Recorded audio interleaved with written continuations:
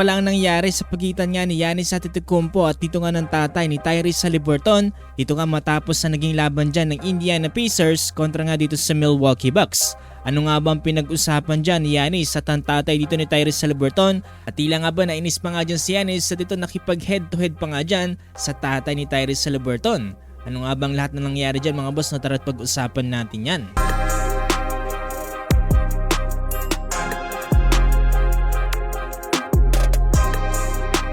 So kakatapos nga lang na naging laban dyan ng Milwaukee Bucks kontra nga dito sa Indiana Pacers dito nga sa game number 5 sa NBA Playoff Series. At eto mga boss no, grabe naging huling segundo dyan dito nga sa 4th quarter at talaga namang grabe rin ang clutch na ginawa dyan dito nga ni Tyrese Haliburton. Para nga sarado na itong laban at tapusin na sa 4-1 standing sa final score na 119-118.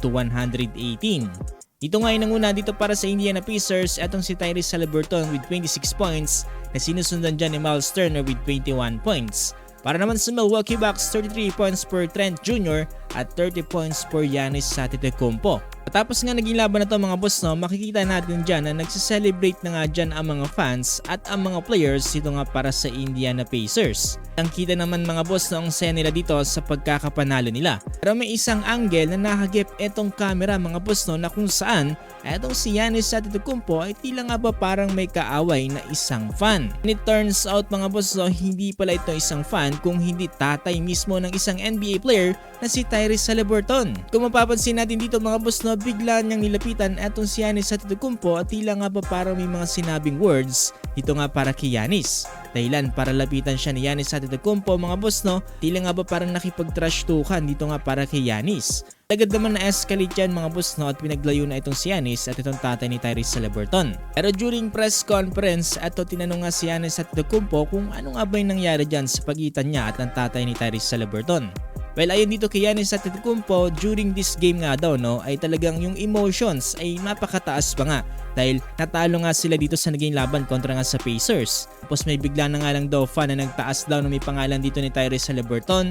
Tapos nagsasabi nga ng hindi magandang salita. Kala ni Giannis sa simula ay isa tong fan kaya naman parang nainis siya dito.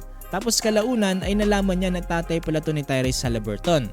Sabi dyan ni Giannis ay hindi daw maganda yung ginawa dyan ng tatay ni Tyrese Haliburton dahil parang disrespectful nga daw ang ginawa niya dito.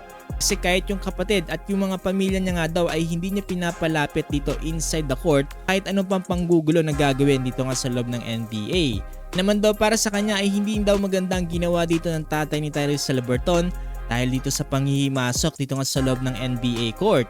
Ayun mga boss, no, sa tingin ninyo, sino ang may pagkakamali dito? Nagkulang ba ang security ng NBA? Dapat ba talagang pagbawalan na yung mga fans? At kahit pamilya pa dito sa pagpasok sa loob ng court? Komento lamang inyong palagay at kung gusto nyo pa ng more basketball updates dito sa NBA playoffs, ay huwag nyo kakalimutang i-follow itong ating page.